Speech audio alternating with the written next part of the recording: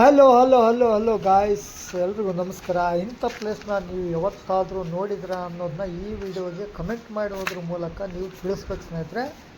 ಇದು ಬಂದುಬಿಟ್ಟು ಸಾನಾಪುರ್ ಅಂತ ಹೇಳಿ ಸ್ನೇಹಿತರೆ. ಹೊಸಪೇಟೆ ಪಕ್ಕದಲ್ಲಿರ್ತಕ್ಕಂಥ ಸಾನಾಪುರ್. ಹಂಪೆಯಿಂದ ಕೆಲ ಕಿಲೋಮೀಟ್ರ್ಗಳವರೆಗೂ ಅಷ್ಟೇ ಇದು ಇರೋದು. ಹಂಪಿಯಿಂದ ಸರಿಸುಮಾರು 6ರಿಂದ 7 ಕಿಲೋಮೀಟ್ರ್ ದೂರದಲ್ಲಿರ್ತಕ್ಕಂಥ ಸಾನಾಪುರ್ ಲೇಕ್ ಸ್ನೇಹಿತರೆ. ಇದು ಇಲ್ಲಿರ್ತಕ್ಕಂಥ ಪ್ಲೇಸು ಎಲ್ಲೂ ನೋಡೋಕ್ಕೆ ಸಿಗೋದಿಲ್ಲ ಸ್ನೇಹಿತರೆ. ಯಾಕಂದರೆ ತುಂಗಭದ್ರಾ ಜಲಾಶಯದಿಂದ ಹರಿಯುವಂಥ ನೀರು ನೇರವಾಗಿ ಈ ಲೇಕ್ಗಳ ಮೂಲಕ ಹರಿಯುತ್ತೆ ಸ್ನೇಹಿತರೆ. ಇದು ಒಂದು ರೀತಿಯಲ್ಲಿ ಹೇಳ್ಬೇಕಾದ್ರೆ ಹೊಳೆ.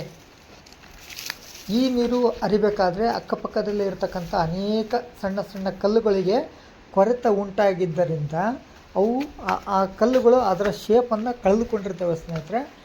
ಮತ್ತು ಅದ್ರ ಸುತ್ತಲೂ ನಿಂತಿರ್ತಕ್ಕಂಥ ನೀರು ನೋಡೋದೇ ಒಂದು ಚಂದ ಸ್ನೇಹಿತರೆ. ಇಲ್ಲಿ ಬೋಟಿಂಗ್ ವ್ಯವಸ್ಥೆ ಸತಿಗೆ ಇರುತ್ತೆ. ದಯವಿಟ್ಟು ಇಂಥ ಪ್ಲೇಸ್ನ ನೀವು ಯಾವತ್ತೂ ಮಿಸ್ ಮಾಡದೆ ದಯವಿಟ್ಟು ಬಂದು ನೀವು ನೋಡಬೇಕಾಗಿ ನಂದೊಂದು ಪರ್ಸ್ನಲ್ ವಿನಂತಿ ಸ್ನೇಹಿತರೆ ನಿಮಗೆ.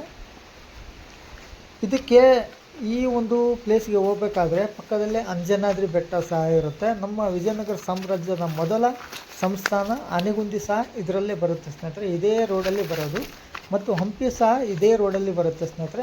ಹಾಗೆ ನೇರವಾಗಿ ನಾವು ಹೊಸಪೇಟೆಗೂ ಸಹ ಹೋಗ್ಬೋದು ಸ್ನೇಹಿತರೆ. ಇದಿಷ್ಟು ಈ ಒಂದು ವಿಡಿಯೋದ ಮಾಹಿತಿ ಆಗಿರುತ್ತೆ ಸ್ನೇಹಿತರೆ. ದಯವಿಟ್ಟು ಯಾರಿಗೆಲ್ಲ ಈ ವಿಡಿಯೋ ಇಷ್ಟ ಆಗಿದೆ ಅವರು ದಯವಿಟ್ಟು ನನ್ನ ವಿಡಿಯೋನ ಲೈಕ್ ಮಾಡೋದ್ರ ಮೂಲಕ ನನ್ನನ್ನು ಬೆಂಬಲಿಸಿ ಅಂತ ಕೇಳ್ತಾ ಈ ಒಂದು ವಿಡಿಯೋನ ಮುಗಿಸ್ತಾ ಇದ್ದೀನಿ ಸ್ನೇಹಿತರೆ. ಧನ್ಯವಾದ.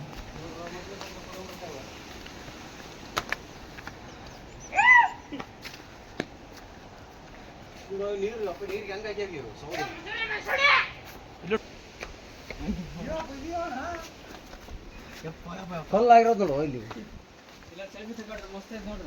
ಫೋಟೋ ಶೂಟಿಗೆ ಹಂಗೆ ಬಿಡ ಅಲ್ಲೇ ಇರ್ತಾರ.